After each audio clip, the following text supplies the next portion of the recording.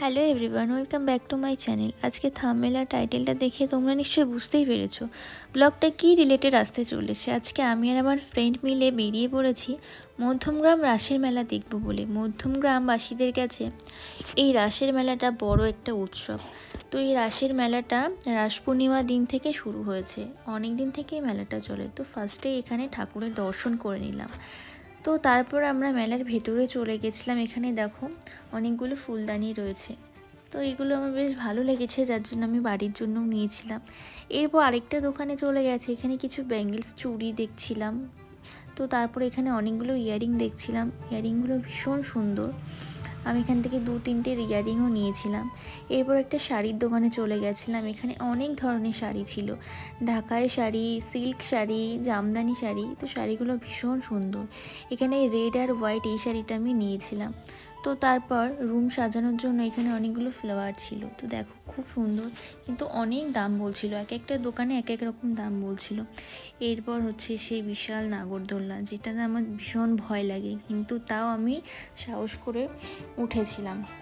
এখানে আমি লাইনে দাঁড়িয়ে রয়েছি, আমি আর আমার ফ্রেন্ড।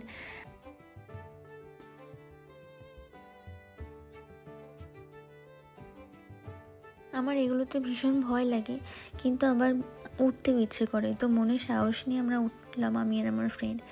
তো তারপরে আমরা দুজনে ভীষণ এখানে এনজয় করছিলাম।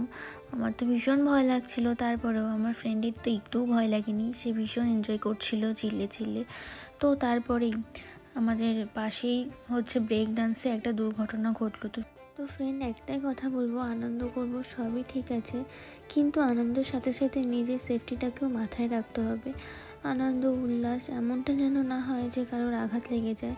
তো দেখো তার পুরো সে রক্তে পুরো ড্রেস ভরে গেছিলো, দেখে তো ভীষণ খারাপ হচ্ছিল, হঠাৎ করে কি করে এমন হয়ে গেল, খুব খারাপ লাগছিল, এত বড় একটা দুর্ঘটনা ঘটে গেল।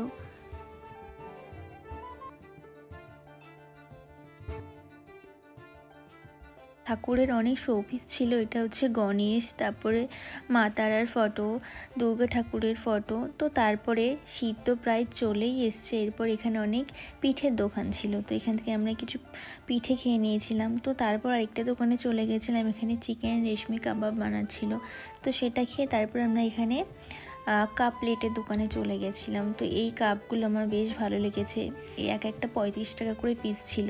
তো ব্ল্যাক কালারের এই কাপগুলো আমি নিয়েছিলাম। তো তারপরে এখানে এগুলো আমরা যখন স্কুলে পড়তাম তখন আমাদের হাতের কাজে এগুলো বানাতে দিত।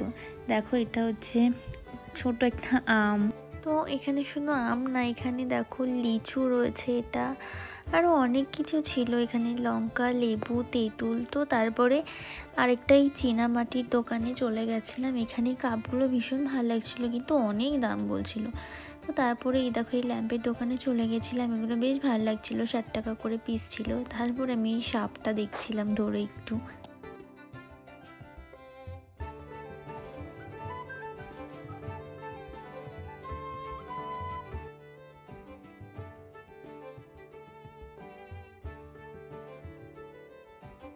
মেলায় আসলে এগুলো খেতে ভীষণ ভালো লাগে আর টেস্টিও বানায়। তো এখানে পটেটো চিপস খাবো বলে দাঁড়িয়েছিলাম, অনেক ভিড় ছিল দোকানটায়।